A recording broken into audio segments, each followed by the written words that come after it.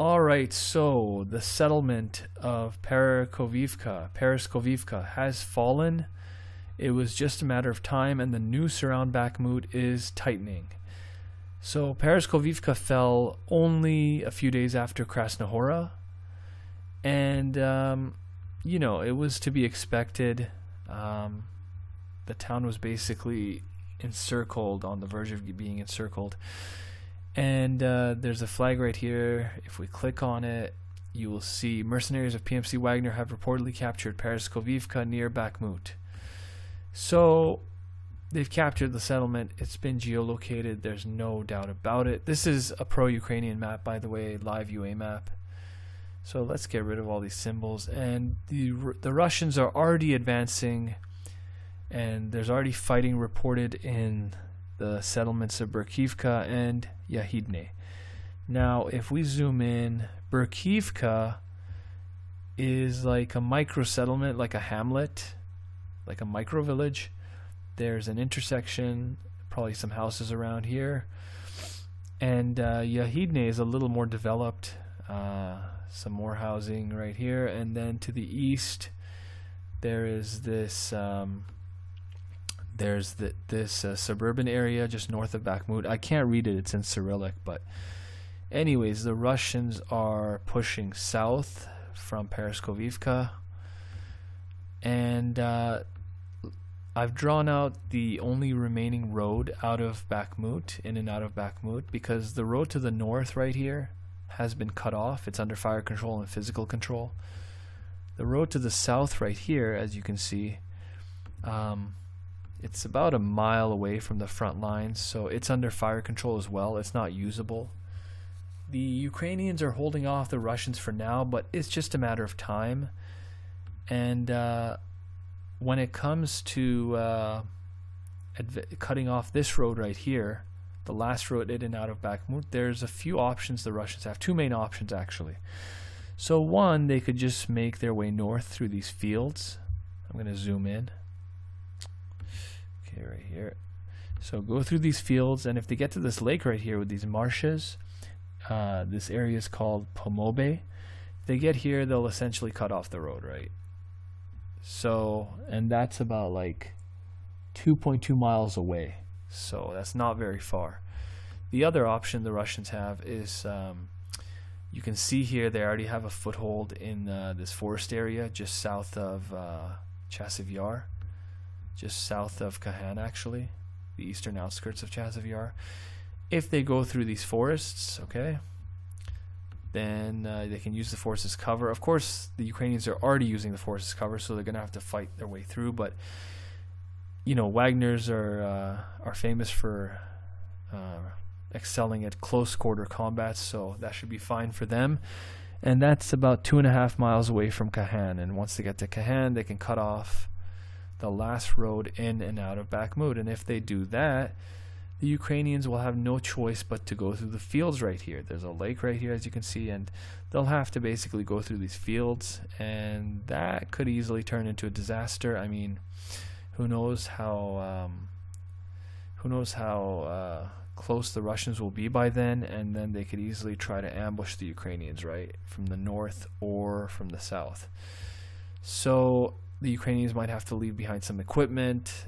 We've seen this before. The Ukrainians, a lot of them might have to walk on foot, and that would be a disaster. But that's not even the worst possibility. The worst possibility is if the Ukrainians get encircled, and I'm just going to draw this this road again. So basically, the same thing, the same scenario. From the south, they would go to Pomobe, the lake right there, and then from Berkiivka or Yahidne, let's do it from the center, and from the north that would be 2.5 miles, from the south 2 miles. I mean, altogether we're talking about like about 5.3 miles or 8.4 kilometers, and I mean that is like pretty much like 10 city blocks or so. So it's not it's not really that far.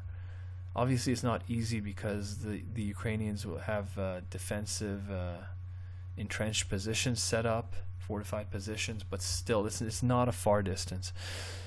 The other option would be if the Russians go through the forest to Kahan, and then from Bakhmut or this other settlement right here, Dubovo-Vasilievka, let's do it from the center.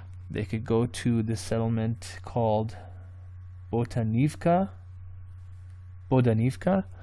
Then from that settlement, they could go to Kahan, and that would be set about 4.6 miles from the north, 2.3 miles from the south. So again, not that far of a distance. And in this case, the Ukrainians would be encircled. I should have brought up the I wish I had the deployment map. I wish I would have brought it up, because at one point the Ukrainians had 20,000 troops in Bakhmut, but according to reports, they've been withdrawing slowly. They've been withdrawing their forces, evacuating, and let's see, I think they have around, I've heard they have around 5,000 troops left. Now, realistically, even if 1,000 Ukrainian soldiers get captured, or even 500, I mean, the Russians would parade them around, and it would pretty much be a disaster. And it would be reminiscent to what we saw in Mariupol. So that would not be good for the Ukrainians. It would be a PR disaster. Now, one thing I'm hearing is that the Ukrainians are sticking around in Bakhmut because they want to slow down the Russians, and they want to inflict as many casualties as possible.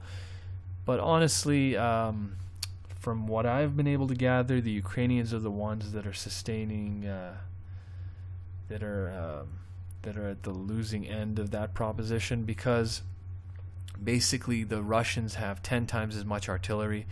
And then some people will say, well, the Russians' artillery is old. Well, guess what? The Ukrainians, most of their artillery is from the Soviet era as well. The important thing is the Russians, the artillery is, a lot of it is from the Soviet era, but a lot of it isn't, and all of their equipment is well maintained. And at the same time, there was an interview on this channel, Willie OAM. It was really an eye-opening interview for a lot of people. And he speaks to a Australian military advisor, or a volunteer, I guess you could call him. Mercenary, depends how you look at it. But basically, the Australian volunteer is near Bakhmut, and according to him, the Russians are better trained, have better equipment, and each artillery unit of the Russians have drones. So they don't have, their artillery on average doesn't have, like, their munitions don't have GPS guidance, like something like the HIMARS, but the thing is, they can, using drones, they can adjust their fire live, because they can see, they can watch as they hit their targets live, and they can adjust the fire accordingly. So that's one thing. That's a pretty good interview. If you have time, you should watch it. Then I saw this on Redacted, and basically a Ukrainian soldier that's deployed to Bakhmut, he basically confronts his higher up, his commander, and he takes a hidden camera with him. The commander says this: "So I'll tell you, there is no infantry companies anymore. None. Frickin' none. From my 7th, only 18 people remained." Okay, keep in mind, a company is 100 to 200 people. So 18 people. Freaking 18. From 8th company, 32 people. From 9th, 41. This is why you're being sent there. So, I mean, this would mean the Ukrainians are incurring 70 to 80% casualty rate, right? That is disastrous. That is not good at all. And then there's this on Twitter, and this is from a Ukrainian reporter. I think they try to cleanse it from the internet afterwards, but anyways, here it is. Ukrainian report from the Bakhmut meat grinder. According to the journalist sources, the life expectancy of Ukrainian fresher there is just 4 hours. 4 hours. The Ukrainian official doubts, hesitates a few seconds, and mumbles his opinion as an excuse. Yeah, it's never good when you hesitate. So the average Ukrainian soldier or new recruit lasts for 4 hours, and there's a lot of new recruits being sent because, as you can see, they're sustaining heavy casualties, so they constantly have to keep sending more and more reinforcements, and the casualties just keep piling up. So honestly, I think the Ukrainians should get out of Bakhmut as soon as possible.